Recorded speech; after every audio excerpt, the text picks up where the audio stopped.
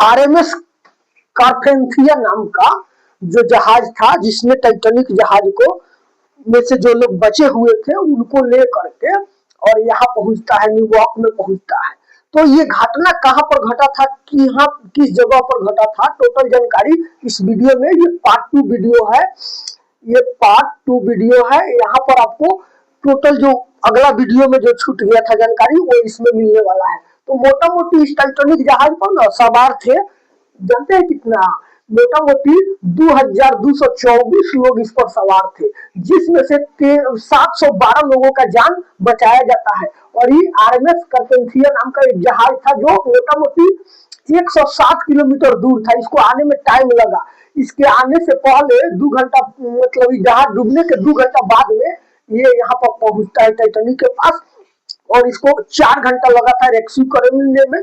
जो लोग इधर बोट पर सवार थे उन सबको उठा करके, ये लाद करके और सबको ले जा करके यहाँ न्यूयॉर्क में यहाँ पर पहुंचाता है। ये देखिए, ये कनाडा जो है ना, कनाडा में ये, कनाडा से ये जहाज जो था ना 750 किलोमीटर दूर पर यहाँ पर इसका एक्सीडेंट हुआ है।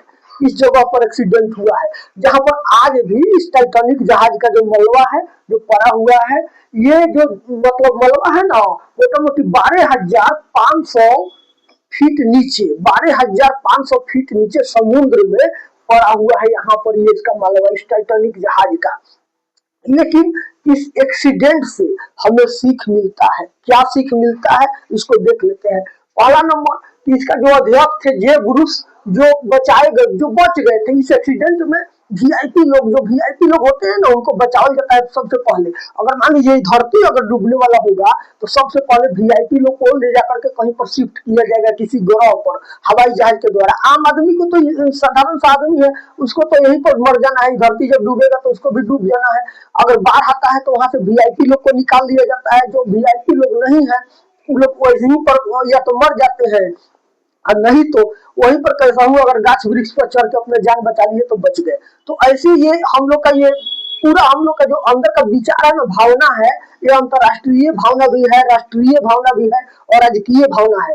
तीनों भावना जो है इसी तरह पर, इसी पर डिपेंड है। अगर देख लीजिए कहीं पर आग लगता है तो वहां पर अगर कोई वीआईपी आदमी है तो पहले उसको बचाया जाता है, उसके बाद में अगर समय मिलता है आम सिविलियंस को बचाया जाता है, लेकिन पहले वीआईपी लोग को ध्यान दिया जाता है। वैसे ही वीआईपी लोग को पहले हटाया गया, बच्चों को हटाया गया, महिलाओं को हटाया गया, और जो आम आदमी थे वो अधिकांश लोग मर गए। मोटा मोटी 1500 लोगों का जान गया था इस टाइटैनिक जहाज को डूबने में। अब एक चीज और देख लेते हैं। अब एक बहाना यहाँ पर ये भी मिलता है कि चाबी लेकर के डेविड ब्लेयर ने चाबी लेकर के चला गया, जिसे दूरबीन नहीं मिला। और दूरबीन जो है ना, फ्रेडरिक फिलिप नाम का जो व्यक्ति था, उसको दूरबीन नहीं होने के कारण ज्यादा दूर से नहीं देख पाया कि है वहां पर जो बर्फ का पहाड़ जगा हुआ है जिसमें टक्कर हो सकता है। अगर उसके पास दूरबीन रहता तो दूर से ही देख लेता और बोल देता और कंट्रोल करके रोड साइड से निकल जाता। लेकिन प्रेशर जो बनाया गया था स्पीड का जे ब्रूस के द्वारा, किनके ऊपर, इस स्मिथ के ऊपर। स्मिथ जो कप्तान थे, बहुत नॉलेज वाला थे, यही इनका अंतिम दौर था, इसके बाद में रिटायर होने वाले थे। तो स्मिथ के ऊपर ब्रूस जो मालिक थे उनके द्वारा प्रेशर बनाया गया था कि इसका स्पीड जो है वो कम नहीं होना चाहिए, इसलिए कि स्पीड में भी इसको नंबर 1 बनाना है, किसको, टाइटैनिक जहाज को। तो ये सब चीज था। जबकि अगल बगल से कैलिफोर्निया नाम का जो जहाज था, इसको संकेत भेजा था, बहुत करीब में था, मोटा मोटी 32 किलोमीटर दूर पर था। ये तो चाहता तो एक आदमी भी नहीं मरता, इसका सब आदमी को रेस्क्यू कर लेता और बचा लेता। लेकिन ये अपना टोटल सिग्नल वगैरह ऑफ करके ये लोग रात में रुक गए थे कि आगे इन लोग को सूचना मिला था कि बड़ा बड़ा पहाड़ का टुकड़ा है जो बर्फ का जगा हुआ है समुद्र में। उस समय में रात का समय था, तो 11:40 पर जो है ना, फ्रेडरिक को दिखाई देता है कि मोटा मोटी 700 मीटर आगे पहाड़ का बड़ा सा टुकड़ा एक तो है। तो वो घंटी बजाते हैं, घंटी बजाने के बाद में फोन भी करते हैं। जेम्स मूडी नाम के व्यक्ति को फोन करते हैं, जिनके निगरानी में ये जो है आपका टाइटैनिक जहाज चल रहा था, उन्हीं के निगरानी में ये चल रहा था। तो जेम्स मूडी क्या करते हैं, जाकर के जो कप्तान होते हैं, जो स्मिथ कप्तान है, उनको जाके बताते हैं। तो पूरा सिस्टम भिड़ जाता है इसको बाएं तरफ काटने में, लेकिन काटते काटते में ही फ्रंट वाला जो एरिया है ना वो तो बच जाता है, ये एरिया बच जाता है, लेकिन इसके साइड वाला एरिया जो है ना वो रबर खा जाता है इस पहाड़ में, और रबर खाने के बाद में वहीं से लीक हो जाता है और बाद में चल के जहाज दो भाग में टूट जाता है, और टूटने के बाद में ये समुद्र के गहराई में समा जाता है। बहुत सा उपाय किया जाता है, कप्तान का भी जान नहीं बचा। कप्तान को कुछ लोग कहते हैं सुसाइड कर दिए, कुछ लोग कहते हैं कि समुद्र के लहर में बह गए, लेकिन कप्तान का भी जान नहीं बचा। लेकिन जो इस पर मालिक जो सवार थे, जो अध्यक्ष थे जेबूस, वो बच गए। इनके ऊपर भी बहुत सा ब्लेम हुआ कि आप ध्यान नहीं दिए, आपने जो प्रेशर बनाया था इनके ऊपर, जो कप्तान थे सीमित, कि आपने इतना स्पीड में आपको चलाना है इस जहाज को। तो ऐसे करके ये जो पनिया जहाज है ना, टाइटैनिक, डूब जाता है। डूबने के बाद आज भी इसका जो मलबा है 12,500 फीट नीचे यहाँ पर पड़ा हुआ है। देखिए यहाँ पर इसका मलबा जो है 12,500 फीट नीचे समुद्र में यहाँ पर पड़ा हुआ है।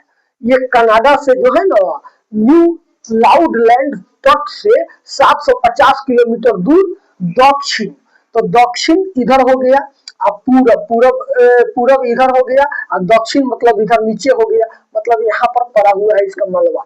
आज भी इसका मलबा पड़ा हुआ है, लोग जाते हैं छानबीन में देखते हैं, लेकिन धीरे धीरे करके इसका जो मेटल, जिस मेटल से बनाया गया था, वो धीरे धीरे खत्म हो रहा है। तो आपने ऐसे करके इस जहाज के बारे में देख लिया। अब देखिए इसमें बहुत सोचे वाला चीज है कि जब ये जहाज बना ना, तो इसका सबसे पहले सब लोग के दिमाग में ये चीज फील हो गया कि ये डूबने वाला चीज नहीं है। अगर डूबने वाला चीज नहीं है, कि ये जहाज ऐसा है कि कभी डूब ही नहीं सकता है।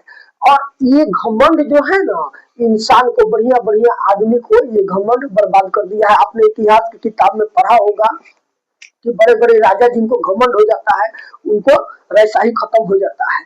तो ऐसे करके रामायण में भी देखा होगा, महाभारत में भी आपने देखा होगा कि घमंड जो होता है ना, वही आदमी का विनाश का कारण होता है। तो कभी भी इससे हमको सीख मिलना चाहिए कि कभी भी किसी चीज पर गुमान या घमंड नहीं करना चाहिए, क्योंकि गुमान और घमंड जो व्यक्ति करते हैं ना, वो बिल्कुल ही नष्ट भ्रष्ट हो जाते हैं। तो इसीलिए कभी भी गुमान नहीं करना चाहिए। वीडियो अगर आपको अच्छा लगा होगा तो लाइक कर दीजिएगा, अच्छा नहीं लगा होगा तो डिसलाइक कर दीजिएगा। ऐसा ही वीडियो देखने के लिए हमारे चैनल से जुड़े रहिए। मिलते हैं अगला वीडियो में, तब तक के लिए नमस्कार।